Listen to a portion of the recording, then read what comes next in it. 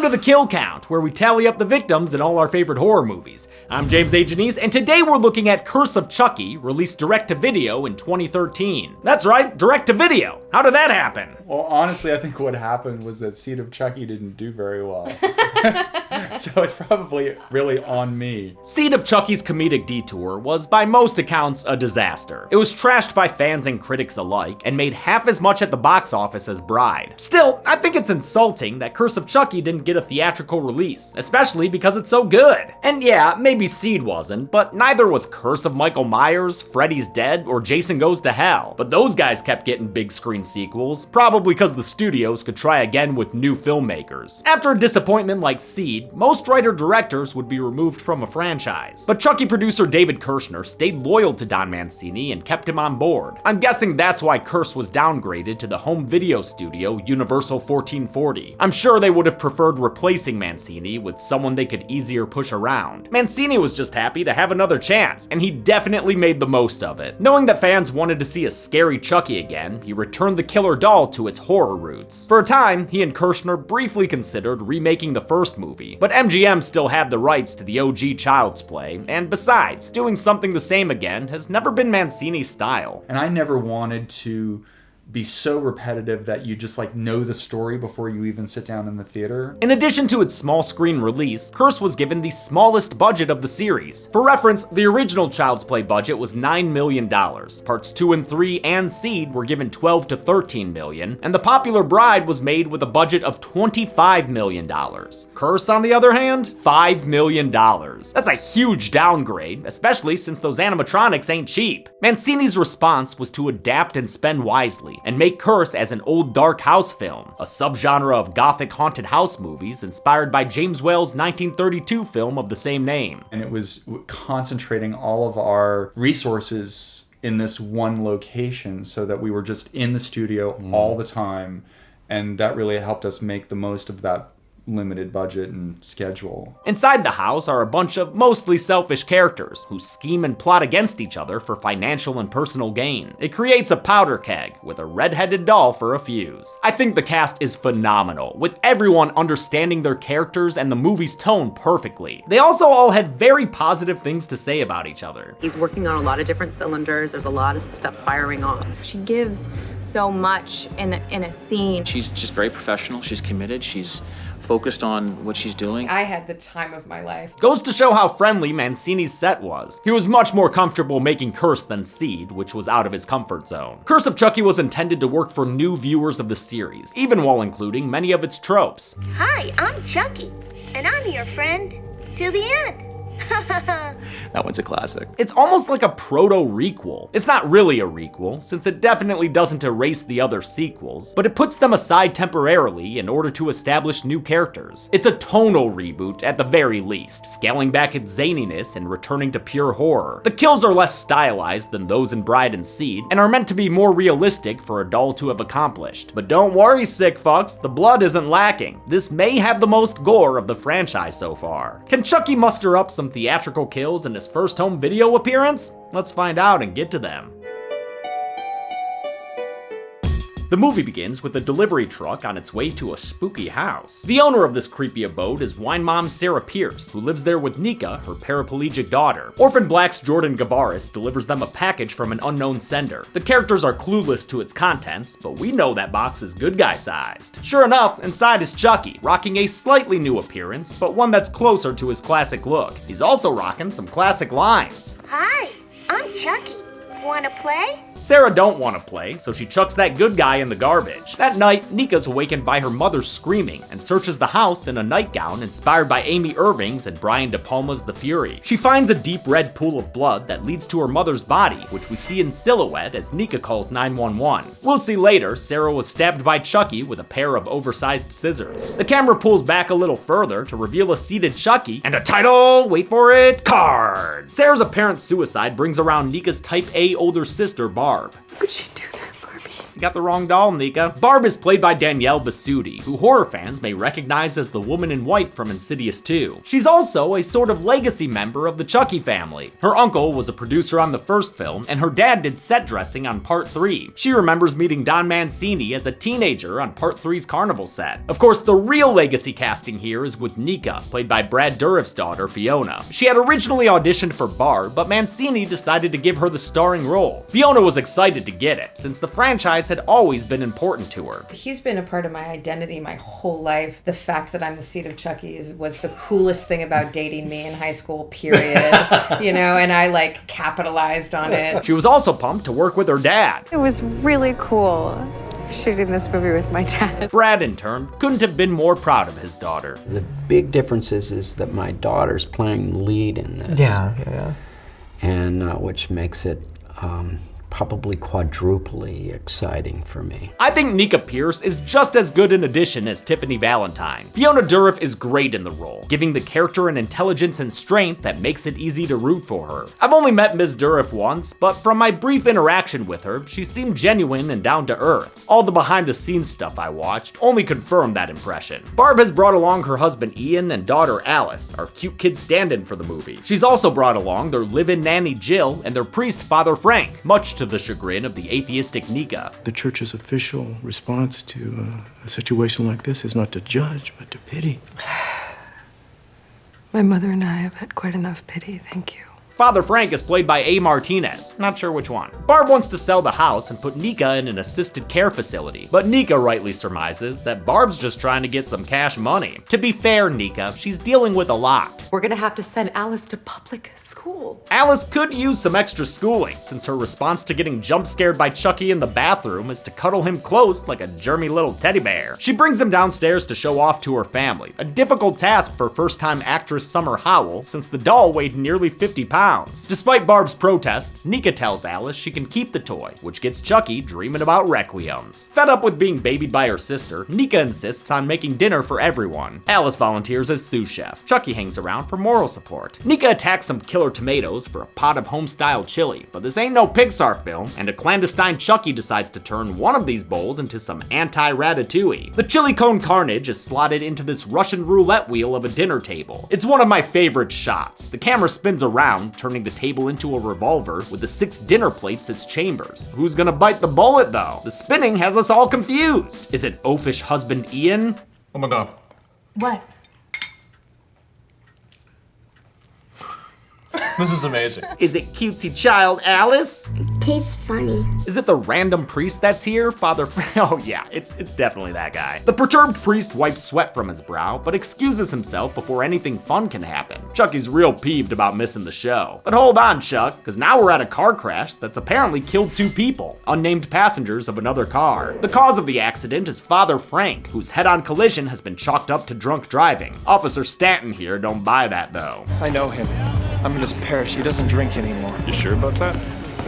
He's my sponsor. He finds Frank pinned by his neck and demands they try to pull him out. Big mistake. Huge, since that metal was the only thing holding him together. Guess that makes this a head-off collision. I love that the movie fakes you out, suggesting that Father Frank will die of poison off screen. It'd be such a lame kill to kick off the carnage, and Mancini knows that, which is why he had the poisoning lead to this gnarly car crash instead. Key makeup artist Douglas Morrow built a rig that would spray blood out around A. Martinez's neck. Then they fabricated an absolutely amazing fake head. Seriously, that thing is impressive. Looks just like him. It's a pretty trippy thing. Back at the house, the adults watch some old home movies from when Sarah was pregnant with Nika. There's a sinister presence in this reel, but it ain't Bagul. It's Charles Lee Ray. Ooh, with the Hawaiian shirt. Aloha, my brother. Before we can unravel that plot thread, Alice runs in and says Chucky's gone AWOL for a game of hide and seek. Barb dispatches Jill to find the doll while Alice gets ready for bed. The nanny looks around for Chucky, but only finds dolls in the suitcase and dolls in the closet. Damn, this house is dripping with dolls. Dripping with something else too, turns out, because Barb and Jill are having an affair. It's revealed in the kitchen when they start Nanny McFeeling each other up. The first act has several shots suggesting that Father Ian is having an affair with Jill, but Mancini subverts expectations with a sapphic twist, giving the infidelity arc to Barb instead. At least Ian gets a couch potato pal. Nika finds Chucky sitting next to him and offers to return the toy to Alice. An extended overhead shot does a great job showing off Fiona Fiona Dourif's adeptness with the wheelchair. It comes from a previous role she had as a paraplegic in After the Fall. For that Hallmark movie, she trained to the point where she was wheeling around malls by herself. Mancini said it was a big part of casting her, since he was so impressed by her handling. After taking the elevator to the second floor, Nika gives the doll back to Alice. Instead of thanking her, Barb implies Nika shouldn't be living in this house by herself, not only due to her use of a wheelchair, but also because of a heart condition she has that can be triggered by stress. Hope Nika's not afraid of storms then, like Alice is. The thunderbolts and lightning are very, very frightening, but she finds no comfort in the devil put inside her sheets. Chucky, I'm scared. You fucking should be. Just like in the original Child's Play, the first time we hear Brad Dourif voicing Chucky is literally halfway through the film. He recorded all his lines a couple of months before production began, and before his daughter was ever cast. Your family was always my favorite. And now, you are the last one standing, so to speak. That dialogue was then programmed into the Chucky animatronic by returning puppeteer Tony Gardner. We actually pre-record all the animatronic movement in the face from the nose down. When that was done, the puppet heads used servo motors designed by Peter Shabako. Other times though, they'd move Chucky's mouth like a simple hand puppet. Nika calls the delivery company and finds out the doll was sent from an evidence depository, but the storm knocks out the phone signal before she can probe any further. Sorry Nika, but with a haunted mansion like this, you're just asking for a thunderstorm. The Pierce's creepy Victorian mansion is the centerpiece to Curse of Chucky. It's creepy in a cool way. The floor is not always pretty looking. While the exterior was a bed and breakfast in Winnipeg, you idiot, the interiors were all a giant set built on a soundstage in the same province. Production designer Craig Sandows built the dark, oppressive space to reflect the negative energy put out by most of the characters. It's a great horror set, and everyone working together on it helped the production's positive vibes. It was so much fun shooting on that set. When the power returns, Nika investigates more with an internet search. She gets a rundown of the previous film's events and sees a face familiar to us, Andy Barclay's. Upstairs, Jill strips down for a naughty video call with Barb. These two about to have the lowest pink cybersex session of all time. Pretty messed up how cavalier they are about it though. Barb, your husband's literally right next to you in bed, and your daughter's sleeping 10 feet behind your boo. What the fuck? Jill misses a classic Chucky scare as he scurries behind her and pays the price when he uses some leaky rainwater to kick her bucket. The puddle spills over and electrocutes her thanks to a very poorly placed floor outlet. This kill was inspired by a similar death in 1987's The Believers, although Jill's is a little more eye-popping. The shocking death knocks out the house's power. Barb gets out of bed to check on Alice, but Ian suspects she has ulterior motives. She might need me. Who exactly might need you? This crummy situation is what you get for cheating in bed, Barb. She tries to feign innocence, but Ian reveals he hit a nanny cam in Chucky earlier. He intends on checking the footage for infidelity, I guess after he catches some more Z's. Good job, Ian. You're finally becoming a character. Jill's kill also glitches out Nika's computer, but not before she pulls up a photo of a Fabio-looking Charles Lee Ray. She connects the face to their home videos and realizes that something's up with the creepy doll. Barb's found the doll near the stairs to the attic and misinterprets Nika's warning as a conversation about Ian's nanny cam. Angry that her sister didn't tell her about the spy cam, she heads towards the attic to look for Alice. With the elevator out and her sister in danger, Nika resorts to dragging herself upstairs. Hell yeah, Nika, work them tries! Barb doesn't find Alice, but she does find Chucky with a knife stuffed in his overalls. She also notices some schmutz on his face. Here, let me get that for you, honey. The plastic peels away to reveal oozy Frankenstein stitches. Chucky's been wearing a doll disguise, which is why he looks weird and different. He was covering up the scars from Bride and Seed, though they're made less prominent in this movie. I'm not sure why his cover-up all of a sudden wasn't blended very well, but at least we're maintaining continuity here. With his cover blown, Chucky springs to life and holds Barb at knife point, shedding the rest of his face like this were Mission Impossible. He hits her with his favorite Harry Potter quote, "You have your mother's eyes." Although he alters it to an R-rated ending. And they were always too fucking close together! Nika makes it to the second story just in time to see a bloody eyeball bounce down the stairs. It's a slasher twist on the famous shot from The Changeling, which is probably referenced as much as the Shining axe attack. Barb's stunt double staggers into frame, then tumbles down into Nika, revealing that she's dead, with a facial injury that looks like a real eyesore. For this kill, another fake head was created that they could use for close-ups of the eye stabbing. This head is fine, but I think they got the fake eyeball's iris color wrong. We see a crystal blue eye eye roll down the stairs, whereas Danielle Bisutti has green eyes. In any case, the prosthetic they put over Bisutti's face looks solid. I'm sure it was uncomfortable to wear, but it really looks like her eye is missing. The Tickle Me Terror reveals himself to Nika and descends the stairs in the only shot of the movie that uses a fully CG Chucky. Now Nika knows this doll is alive, and he's honking threats at her like a goose. Nika wheels her way into Ian's room and wakes him up. He quickly takes stock of the situation and decides to get the fuck out of there. He slow-mo carries Nika down the staircase as the awesome score plays, done by OG Evil Dead composer Joseph Loduca. Ian gets Nika back into her chair and wheels her to the garage, narrowly missing a peekaboo playmate around the corner. Ian runs off to find Alice, giving Chucky a chance to sneak in for a Paranormal Activity 4 attack. He revs the family car till it turns Christine crimson, filling the room with carbon monoxide. Nika ain't looking to end her life at Midsummer, so she attacks the good guy with a nearby hatchet. Ian walks in on her, screaming at a seemingly inanimate doll, and her manic behavior causes him to blame her for all the death. Oh my God. Nika, what have you done?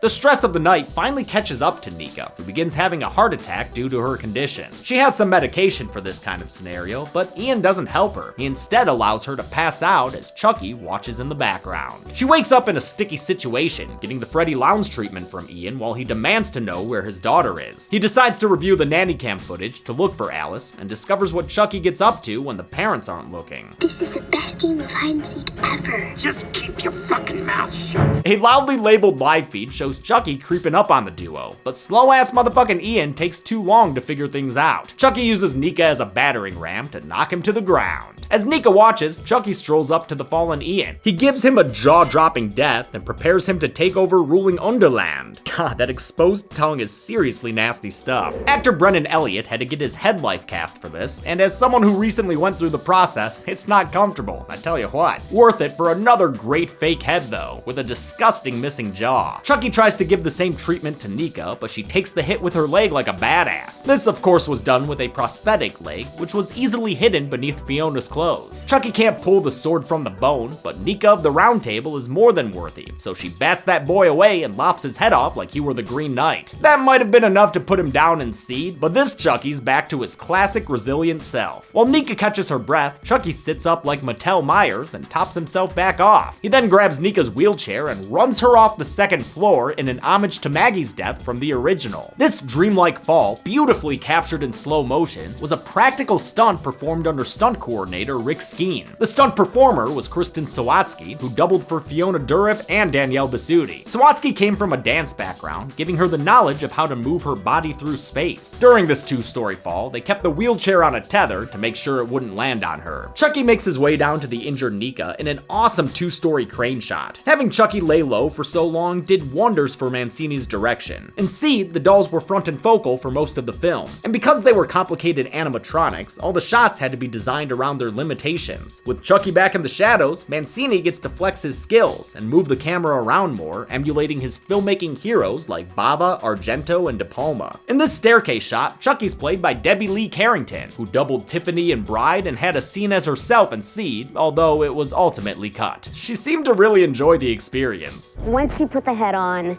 and the overalls and you're given any weapon, whether it's the knife or the axe, it's fun. When Carrington stepped into Chucky's shoes, they had to be scaled up, as did the rest of his outfit, which took plenty of work on its own. Adele Berta hand-knit every Chucky sweater they used, one at a time. To make one sweater for Chucky, it usually takes me about a week. As always, the effects team put in a ton of work to create the many Chucky dolls, which Gardner based on producer David Kirshner's original model from Child's Play. The latest advancements in technology allowed the puppeteers to work closer to the character, since they could be digitally removed from the footage later. But even after 25 years, the little bastard's still a diva. Chucky's got to fly away. Chucky didn't hit his mark. Chucky's not finding his light. Chucky's blocking He's Chucky.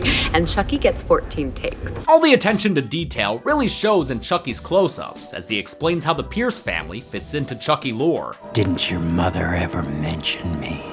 I'm an old friend of the family. In a black and white flashback, Chucky recounts how he'd met Nika's family before she was born. Her mother Sarah was pregnant with her, and her father Daniel was still alive. This flashback was the first scene shot for the movie, and Universal flew Fiona out early so she'd be able to watch her dad work. Good on them. Charles Lee Ray became fixated on Sarah and drowned the Pierce family patriarch off screen. His kill was chalked up as a tragic accident. It's a little less off screen in a deleted scene, but we still meet Daniel Pierce in the final cut, so the kill still counts when we see his funeral.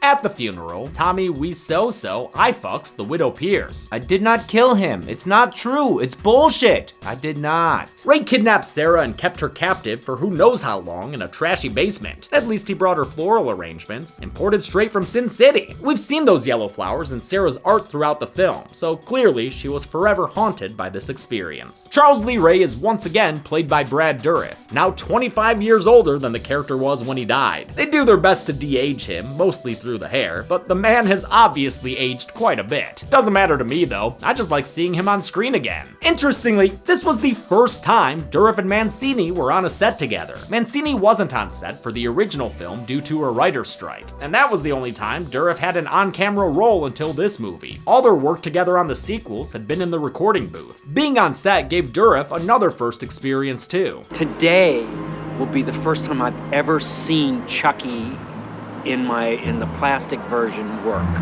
Which is incredible. I'm like floating on air. A couple of cops close in on Charles's location. He assumes they were tipped off by his tied-up captive somehow. Out of anger and vengeance, he goes Vincent Van Gogh off screen, stabbing Sarah's stomach, which apparently caused Nika's paralysis. Chucky says he's got a grudge against the Pierce family because that was the night of the police chase we saw at the beginning of the original Child's Play. Wait a second, then why was Eddie Caputo there as a getaway driver? Did Caputo pull over so Charles could make a pregnant poking pit stop? Doesn't make a ton of sense, and I honestly don't love this depiction of Charles Lee Ray as a creepy, obsessive kidnapper. Makes him seem less like a stone-cold killer and more like a pathetic incel. But hey, at least we get this stylized rendition of Chucky's rebirth as a killer doll. He blames Nika's family for his current state, so he's here to deal with them like all the others. The Barclays, the Kincaids, the Tillys. He is, of course, referencing Andy and Karen Barkley, Jade and Warren Kincaid, and Jennifer Tilly. When he says that Nika's the last one he's gotta kill, she brings up Andy Barkley. The internet told her he's still alive, so she uses that to tease Chuck. You know, it's called completion anxiety. It's very common in males. It stalls him enough for the power to come back on, so Nika makes a mad crawl for the elevator. She gets inside and endures some painful looking knife slashes, then wrestles the knife away by straight up grabbing the blade, goddamn! But even after she makes it snow with a stab to Chucky's back, the doll just keeps going. He must have Energizer batteries. Officer Stanton pulls up to the house, having earlier found out it was Father Frank's last known location. He busts in to find a bunch of dead bodies and a bloody Nika in the elevator. Naturally, Nika is charged for the night's killing spree. Her crazy doll talk gets her sentenced to a mental hospital, making this a bittersweet goodbye for the surviving heroine. I'm still alive! Still alive. Yeah, Stanton, and she's innocent, so you sit there and Brian to ponder your actions. In a scene meant to evoke the Bailey scene from Bride of Chucky, in both content and color correction, Officer Stanton sneaks the doll out to his squad car in an evidence bag. Dude can't even come up with his own dialogue. Hey, it's me. I'm on my way. And don't forget my money. Hey, I'm on my way, and don't forget my money. Stanton cribs Bailey's death, too, since Jennifer Tilly makes a surprise appearance to slit his throat with her nail file. Same kill, but with a major gore improvement. The effects artists aren't like these cops. They never learn. This was a real simple, tried and true classic makeup trick. Actor Adam Hertig wore a pre-slit neck prosthetic that would open when he tilted his head back. Then a bladder would pump blood through the tubes below it. Lots of blood. Lots and lots of blood. Tiffany packs up the pint-sized Psycho and ships him off to Alice, who's living with her grandma now. The newly delivered Dolly wastes no time getting reacquainted with his old playmate. It's time to play.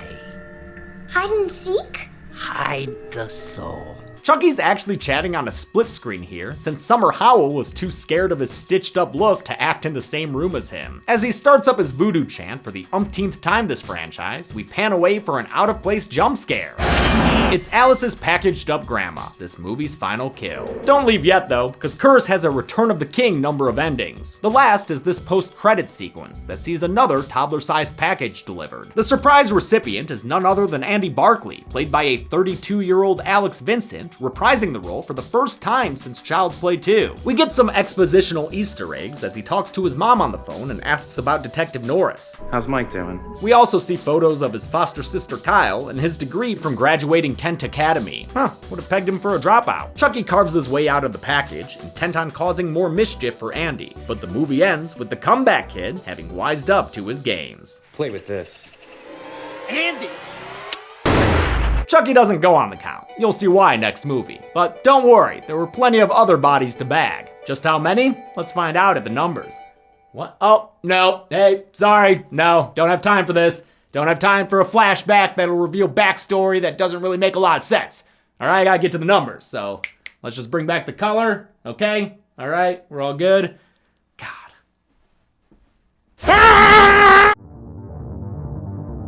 10 people died in Curse of Chucky, with the victims consisting of 6 men and 4 women. I want to check that pie chart for rat poison. I'll give Chucky credit for the car crash, meaning he added 9 to his running total. 3 were done with bladed weapons, Jill got electrocuted, I'll put the rat poison car crash under miscellaneous, and I'll include Daniel's drowning with Grandma's asphyxiation. Tiffany popped up at the end to give herself 1 more kill, another throat slit, so they've got these totals going now. Oh no, we're done with Glenn/Glenda for now. We can bring him back if we ever need to. The kills in Curse slipped a bit, numbers-wise, but still stayed in double digits. And with a runtime of 95 minutes, that left us with a kill on average every 9.5 minutes. I'll give the golden chainsaw for coolest kill to Father Frank. It's constructed in such an interesting way and does not skimp on the blood. Plus, you know me, I'm always a sucker for decapitations. Dull machete for lamest kill will go to Daniel Pierce, whose kill Chucky couldn't bother to complete on screen. And Champion Chuckle for funniest part has fewer options since this movie's more serious in tone. But I always love when Chucky has no patience around little kids. This is the best game of hide and seek ever. Just keep your fucking mouth shut. And that's it. Curse of Chucky came out in 2013 and revitalized the franchise. They got a scare zone at Halloween Horror Nights, another sequel, and eventually the TV series on Sci-Fi. We'll be looking at those next, but until then, I'm James A. Janice. This has been the Kill Count. On the next Kill Count. Is everyone around you insufferable? Fuck you! Do you wish they would all just die already? I just can't with this guy. Do you love Jennifer Tilly? That's so sweet. Then you should consider joining the Cult of Chucky. Welcome to the cult, pal. Thanks, you guys are the best. Benefits include an all-expense-paid stay at a blindingly white mental institution. I don't know about that. You'll also get the chance to reconnect with old friends, like the cereal-loving Andy Barkley. I guess it's just me and you again tonight, pal. The Cult of Chucky lifestyle is one of balance. You'll be able to find the humor in life, Give me a hit off that, will you? but also remember the horrors. If this sounds like the change you need in your life, it would behoove you to watch Cult of Chucky this week. Behooves. Listen to you. You sound like Hannibal Lecter. Then on Friday, join Chucky, Chucky, and Chucky for the Kill Count Recount, only on Dead Meat. Let's watch it again. That one just never gets old. Cult of Chucky can currently be watched on the pictured streaming platforms. Demi always recommends you watch the movie for yourself before its kill count. It's the only way to have your own properly informed opinion. Kill counts are never meant to replace the experience of watching a film. Thanks a lot for watching this Kill Count Recount. We are officially in the Nika Pierce era of the Chucky series, which is maybe my favorite just because it combines everything that came before it. And it feels like Don Mancini finally getting to do exactly what he wants with the series. Speaking of the series, the TV series comes back next week, October 5th. Please make sure you watch it. And make sure that you watch the Dead Meat after show we'll be doing after each episode. That's right, we're gonna be interviewing Don and other people involved with the show, and chatting with them about that week's episode every week for as long as season 2's on. It's an amazing opportunity that I'm super fucking pumped to do. I wanna thank some patrons like Sergeant Schlock, Shane and Katie, Sterling Bronkhorst, Zachariah, Phenomenon, The Marmite, Rio Vivo, and Peter Spreet. Thanks everyone, be good people.